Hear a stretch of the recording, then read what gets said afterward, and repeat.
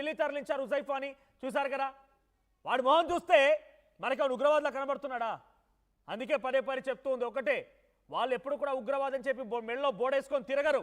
మన చుట్టే ఏదో తప్పుడు కూతలు కూస్తూ సోషల్ మీడియా వాళ్ళు చూసినటువంటి వీడియోస్ కానివ్వండి, వాళ్ళు మాట్లాడే మాటలు కానివ్వండి, ఏదో ఒక అనుమానం కలుగుతూనే ఉంటుంది. సో మీ చుట్టూ కూడా ఇదే రకంగా ఎవడైనా కుట్రలు పడినటువంటి ఉగ్రవాదులు ఉంటే వెంటనే పోలీసులకు తెలియజేయండి. వాడు సమాజానికి చాలా చేటు. మన దేశంలో ఉంటూ ఇక్కడి గాలి పీలుస్తూ ఇక్కడే నీళ్లు తాగుతూ ఇక్కడే బతుకుతూ పాకిస్తాన్కి పనిచేస్తున్నాడు వాడు. హుజైఫాన్ చూశారు కదా, వీడు బోధన్లో, నిజామాబాద్ బోధన్లో ఇంకా ఉన్నారట. ఇంకా పలువురిపై అనుమానం వ్యక్తం చేస్తున్నారు పోలీసులు. ఎస్, మా ప్రతినిధి గంగారెడ్డి సిద్ధంగా ఉన్నారు ఫోన్ లైన్లో. గంగారెడ్డి, సో హుజైఫాకు సంబంధించి ఎలా అనుమానం వచ్చింది? డానిష్ని విచారించిన క్రమంలోనే హుజైఫా పేరు బయటపడినట్టుగా అక్కడ సిపి ప్రమోద్ సింగ్ కుష్వా చెప్తూ ఉన్నారు. సో ఏంటి నిజామాబాద్ బోధన్లో హుజైఫాకి అక్కడ పాకిస్తాన్ హ్యాండ్లర్స్కి ఎలా పరిచయం ఏర్పడింది?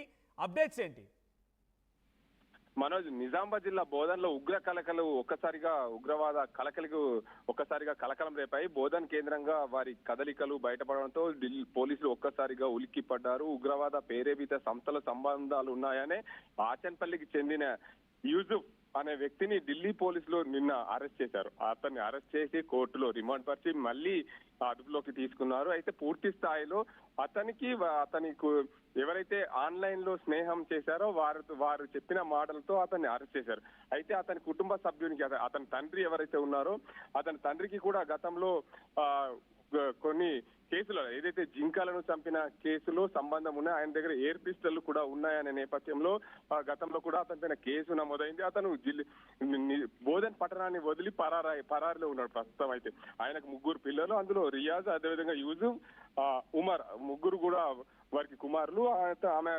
ఆయన భార్య, వీరి ఏవైతే ఉజాఫ్ అనే వ్యక్తికి తల్లి ఉంటుంది, సుల్తానా బేగం. సుల్తానా బేగం అయితే బోధన్ పట్టణంలో ఉంటుంది. వీరికి సంబంధం లేకుండా, ఎందుకంటే వీరందరూ కూడా కుటుంబానికి సంబంధం లేకుండా జీవనం సాగిస్తున్నారు. రాంచీలో జరిగిన బాంబ్ బ్లాస్టింగ్ కు కుట్రలు పన్నేందుకు డానిష్ అనే ఉగ్రవాది అరెస్ట్ కావడం, దీనికి అంతకు సంబంధించి నిజామాబాద్ జిల్లాలో బోధన్లో కదలికలు ఉన్నాయని గుర్తించారు ఢిల్లీ పోలీసులు. అయితే నిజామాబాద్ జిల్లాలో కూడా ఉగ్రవాద గతంలో కూడా రోహింగ్యాలకు సంబంధం ఉండి బోధన్ పట్టణంలో 100కు పైగా పాస్పోర్ట్లు ఒకే ఇంటి అడ్రస్ పైన దొరికిన ఘటనలను బోధన్లో చోటు చేసినాయి. దానికి సంబంధించి పూర్తి స్థాయిలో అది మరవక ముందే గతంలో నిజామాబాద్ పట్టణంలో, అదేవిధంగా బోధన్లో కూడా ఐసీఎంకి సంబంధించిన కార్యకలాపాలు జరిగాయి. దానికి అంతకు సంబంధించి ఢిల్లీ పోలీసులు ఒక్కసారిగా మేలుకొని నిజామాబాద్ జిల్లాలో బోధన్ కి అయితే చేరుకొని దానికి సంబంధించిన యూజెఫ్ అనే వ్యక్తిని అరెస్ట్ చేసి తీసుకెళ్లారు. మొత్తానికి ఉగ్రవాద కదలికలు అయితే నిజామాబాద్ జిల్లాలో జరగడం, దానికి అంతకు సంబంధించి ఉగ్రవాదాలకు సంబంధించిన ఈ ఘటనలకు సంబంధించి వారన్నీ కూడా ఆన్లైన్ లో నేర్చుకునే ప్రయత్నం అయితే చేస్తున్న పరిస్థితి అయితే నెలకొంది మనకు. రైట్ గంగారెడ్డి, సో ప్రస్తుతానికి తండ్రి పేరు కూడా చెప్తున్నారు మీరు, తండ్రి కూడా పరారులో ఉన్నారా? తండ్రి అయితే ఎవరైతే యూసుఫ్ తండ్రి రియాజ్ గతంలో జింకల వేటకు, అది ఏదైతే వేట ఆయనకు అలవాటుగా ఉండేదని తెలుస్తుంది, జింకల వేటకు సంబంధించి ఆయన పైన కేసులు నమోదైనాయి. అప్పటి నుండి ఆయన జైలు నుంచి బయటకు రాగానే అప్పటి నుండి ఆయన స్థానికంగా ఉండడం లేదు, పరారులో ఉన్నట్లు పోలీసులు గుర్తించారు. గతంలో కూడా వారి ఇంట్లో ఎయిర్ పిస్టల్ కూడా దొరికాయి. నిన్న కూడా ఎయిర్ పిస్టల్ తో పాటు మరో చిన్న పిస్టల్ కూడా దొరికినట్లు సమాచారం. ఆయనకు సంబంధించిన బాంబుల తయారీకి సంబంధించిన మెటీరియల్ కూడా వారి దగ్గర దొరికినట్లు ఢిల్లీ పోలీసులు గుర్తించారు. ఏదేమైనప్పటికీ నిజామాబాద్ జిల్లాలో ఉగ్రవాద కదలికలు అయితే కదిలాయి. బోధన్ పట్టణానికి సంబంధించి ఆయన యూసుఫ్ అనే వ్యక్తిని అరెస్ట్ చేయడంతో ఒక్కసారిగా జిల్లా వ్యాప్తంగా కలకలం రేపిందని చెప్పొచ్చు. మనోజ్, హుజైఫాకు సంబంధించి ఇంకెవరైనా సన్నిహితులు ఉన్నారా? ఆయన ఒక్కడే మొత్తం కుట్రలు పన్నారా? ఆయన కదలికలు ఎలా ఉండే? చుట్టూ స్థానికులు ఏం చెప్తున్నారు?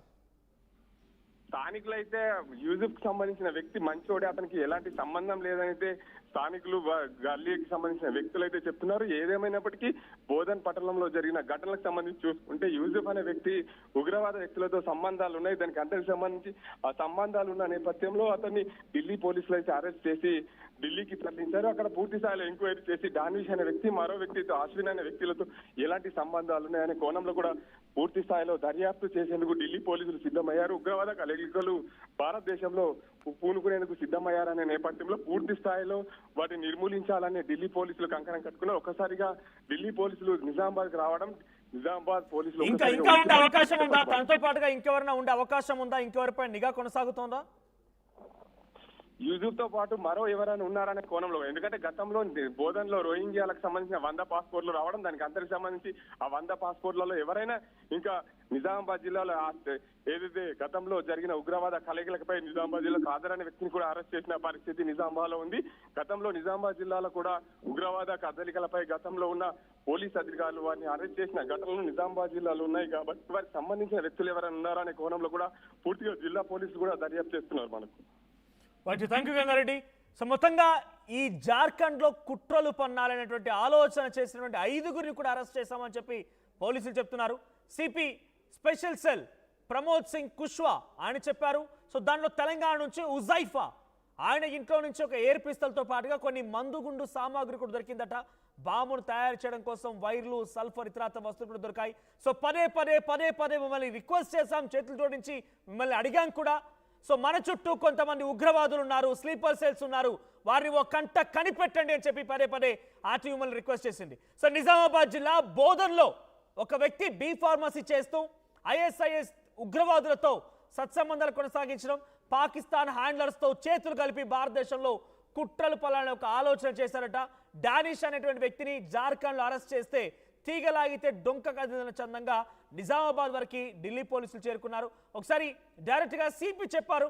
Delhi special cell police CP Pramod Singh ఈ విషయంపై వెల్లడించారు. ఆయన ఏం మాట్లాడారో చూద్దాం.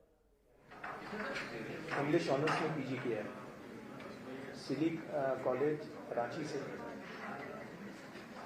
कुरैशी और अबू बकर का मैं आपको बता चुका हूँ। कामरान कुरैशी जो है ये एक लैब असिस्टेंट है, 12th तक पास है कुरैशी। और जो मोहम्मद हुजैफ यमन तेलंगाना का है, इसने बी फार्मेसी का 3rd ईयर का स्टूडेंट, कराची की सिटी कॉलेज। पहले ऐसे अपने कोई मंसूबे बनाते हैं, उससे पहले ही इनको बस्ट कर दिया पर इसके जो मेन कैरेक्टर्स थे वो पिक कर लिए गए हैं। और इनमें इनफैक्ट इसमें हमने 11 लोगों को पिक किया था, डिटेन किया था। 11 में से 5 के खिलाफ सबूत काबिल गिरफ्तारी यानी एविडेंस की अरेस्ट आया है। बाकी लोगों के खिलाफ जो भी ग्रेडेड रिस्पॉन्स होता है कि अगर किसी के खिलाफ सिक्योरिटी प्रोसीडिंग्स करनी पड़ी तो वो करेंगे, किसी का डीरेडिकलाइजेशन करना पड़ा तो वो करेंगे, और कुछ लोगों को डिपेंडिंग अपॉन बाकियों का क्या रोल रहता है कार्रवाई की जाएगी। अभी सिर्फ इन 5 के खिलाफ सफिशिएंट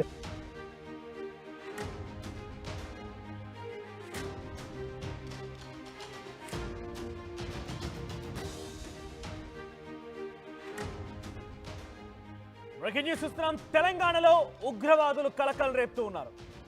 భారీ కుట్రకి ప్లాన్ చేశారు. చాలా పక్కాగా వారి కుట్రని భగ్నం చేశారు ఢిల్లీ పోలీసులు. ఏంటి తెలంగాణలో ఉగ్రవాదుల అని అనుమానం పడుతున్నారా? మీరు వింటుంది నిజమే. తెలంగాణలోని నిజామాబాద్ జిల్లా బోధన్లో ఉగ్రవాదులు కలకలం రేపారు. అనీసా నగర్లో ఐఎస్ఐఎస్ ఉగ్రవాది ఉజైఫా యామన్ను అరెస్ట్ చేశారు పోలీసులు. ఉగ్రవాదు నుంచి ఎయిర్ పిస్టల్ మరియు బుల్లెట్లను కూడా స్వాధీనం చేసుకున్నారు. ఢిల్లీ స్పెషల్ సెల్ పోలీసులు ఈ తనిఖీలు చేసి ఉగ్ర మూలాలని బయట పెట్టారు, వారిని పట్టుకున్నారు. నిజామాబాద్ లో బి ఫార్మసీ చదువుతున్నటువంటి ఉజైఫా యామన్ అనేటువంటి ఆ యువకుడు ఆర్ఎంపీ డాక్టర్గా వారి తండ్రి పనిచేస్తున్నాడు. అయితే ఉజైఫా యామన్ తండ్రి ఆర్ఎంపీ డాక్టర్గా పనిచేస్తుండగా ఐఎస్ఐఎస్ ఉగ్రవాదులతో ఉజైఫాకి సంబంధాలు ఏర్పడ్డాయట. కొంతకాలంగా వారిద్దరి మధ్య సంబంధాలు ఏర్పడ్డాయట. ఇక్కడ ఫోటోలు చూస్తున్నటువంటి ఆ ఉగ్రవాదే ఉజైఫా సంబంధించినటువంటి ఆ ఫోటోలు మీరు చూస్తున్నారు. ఉజైఫా యామన్.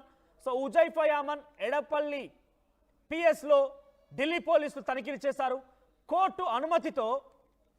రైట్, ఒకసారి పోలీసులు మాట్లాడుతున్నారు, ఏం మాట్లాడుతున్నారో చూద్దాం. उसका मुकदमा दर्ज किया गया, ये अरेस्ट परसों हुई थी और इन कॉन्सिक्वेंट टू दैट फिर मॉड्यूल के बाकी लोग जो हैं वो जिसे कहते हैं कि that was the trigger point, फिर बाकी लोगों को in coordination with state agency, state police and state ATS arrest किया. You spoke about the Khilafat and acquiring a land. This concept was used by Sakib Najan in Maharashtra. He plans to get a place वहाँ पे to केवल Maharashtra specific. What was the thought process in them that they have to get people from different portions of the country, like they to get out in 5 states? So how were they planning to make land like for Khilafat? Good that you mentioned Sakib Najan and this concept of Khilafat. Exactly, the concept of Khilafat starts from the fact that one can go for so-called zihar only when there is a land acquired and it has been declared a khilafat.